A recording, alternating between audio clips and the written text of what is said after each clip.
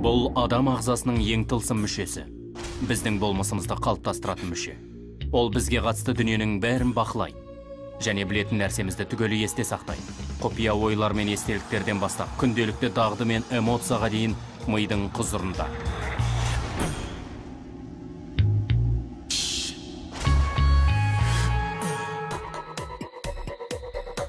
Көрер көзге әсері жоқ қатпар-қатпар сұп-сұр масса әлемдегі бізге мәлім ең күрделі нәрсе. Миымыздың жұмсақ әрі нәзік ұлпасы бас сүйекпен қапталып қорғалған және сұйықтықпен құрсалған. Үлкен қан тамырлар жүйесі миды қоректендіреді.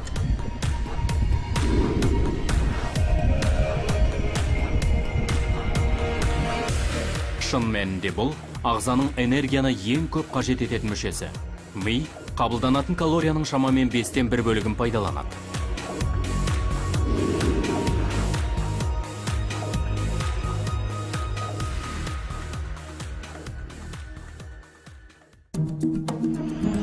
Миымыз бен денеміздің басқа бөлігінің арасындағы ақпарат омыртқаның ұзына бойындағы маймен таралады.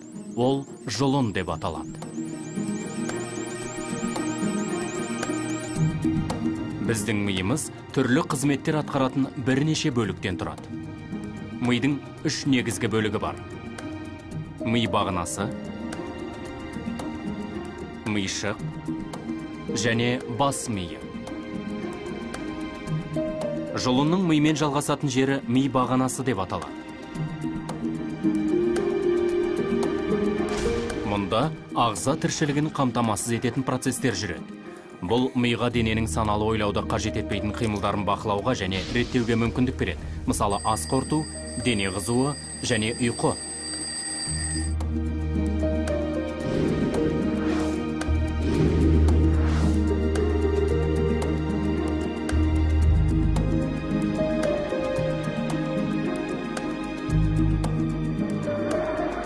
Ми бағанасымен қосылған мидың маманданған бөлігі миышық деп аталады.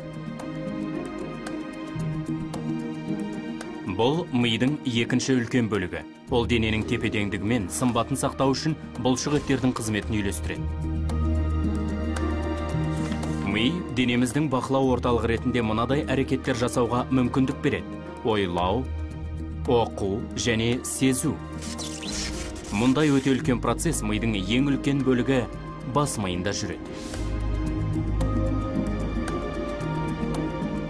Оның қатпар-қатпар сұр беті бар. Ол ми қабығы деп аталады. Ол ойлау, тұлға ретінде қалыптасу, сезу және басқа да қозғалыстардың жүйке орталықтарынан тұрады.